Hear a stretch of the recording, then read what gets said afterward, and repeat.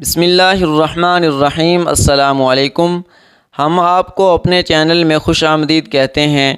اگر ابھی تک آپ نے ہمارا چینل سبسکرائب نہیں کیا تو ہمارے چینل کو سبسکرائب کریں اور ساتھ بیل آئیکن کو پریس کریں۔ تو ناظرین، ویڈیو شروع کرتے ہیں۔ آج کی اس ویڈیو میں آپ کو بتاؤں گا کہ دل کے امراض سے کس طرح نجات حاصل کی جائے۔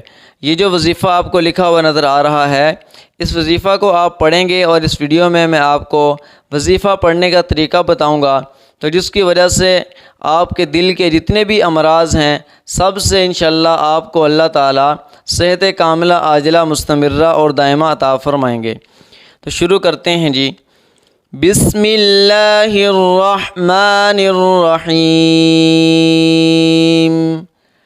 بسم اللہ الرحمن الرحیم۔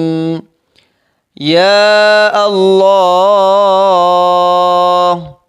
یا رحمن یا رحیم، دل ما راکن مستقیم، بحق ایاک نعبد و ایاک نستعین، یا اللہ یا رحمن یا رحیم، دل ما راکن مستقیم، بحق ایاک نعبد و ایاک نستعین۔ تو اس وظیفہ کو آپ نے پڑھنا ہے، لیکن جب آپ شروع کریں گے پڑھنے سے پہلے اور پڑھنے کے بعد، یعنی اول اور آخر 11 مرتبہ درود شریف آپ نے پڑھنا ہے۔ کوئی بھی درود شریف پڑھ لیں، چاہے درود ابراہیمی پڑھ لیں نماز والا، چاہے یہ والا پڑھ لیں، اللہم صلی علی محمد النبی الامی وعلی آلہ وسلم تسلیما، یا پھر یہ والا پڑھ لیں، جزا اللہ عنا محمدا صلی اللہ علیہ وسلم ما هو اہلہ، یا اس کے علاوہ جو بھی آپ کو درود شریف آتا ہے وہ پڑھ لیں۔